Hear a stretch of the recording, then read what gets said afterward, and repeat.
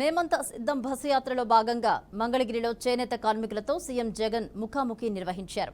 మంగళగిరిలో నేతన్నలు ఎక్కువగా ఉండడం వల్లే ఆర్కేను ఒప్పించే చేనేత సామాజిక వర్గానికి చెందిన లావణ్యకు టికెట్ ఇచ్చామని జగన్ అన్నారు. నేతన్నల సంక్షేమం కోసం గతంలో ఏ ప్రభుత్వం పట్టించుకోలేదన్నారు. చంద్రబాబు చేనేత రంగాన్ని నిర్లక్ష్యం చేశారని, ఎన్నో హామీలిచ్చి మోసం చేశారని జగన్ ఆరోపించారు. గత పాలనకు ఇప్పటి పాలనకు తేడా చూసి ఓటు వేయాలన్నారు.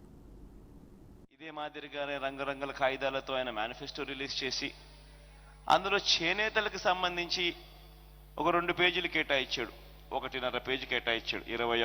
21వ పేజు 22వ పేజీలో కూడా కాస్తంత.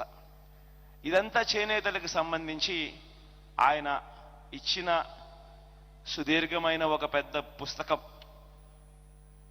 ఆ పుస్తకంలో చేనేతలకు సంబంధించి ఆయన చెప్పిన హామీలు 2014లో ఎన్నికలకు ముందు ఈ మాదిరిగానే తాను ఒక హామీల పుస్తకం, ఎన్నికల మేనిఫెస్టో అంటూ ఇచ్చి, ఆ తర్వాత 5 సంవత్సరాలు ఆయన పరిపాలన చేసిన తర్వాత మళ్ళీ ఈరోజు తన నోట్లో నుంచి మేనిఫెస్టో, రంగురంగుల కాగితాలు అని తాను ఎప్పుడు చెప్తా ఉన్నాడు.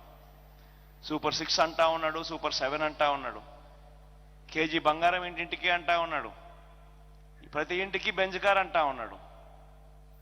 ఇటువంటి నేపథ్యంలో 2014లో ఇదే పెద్ద మనిషి చంద్రబాబు నాయుడు గారు ముఖ్యమంత్రి అయినప్పుడు ఇదే మాదిరిగా అప్పుడు కూడా ఇదే కూటమిగా ఆయన ఏర్పడి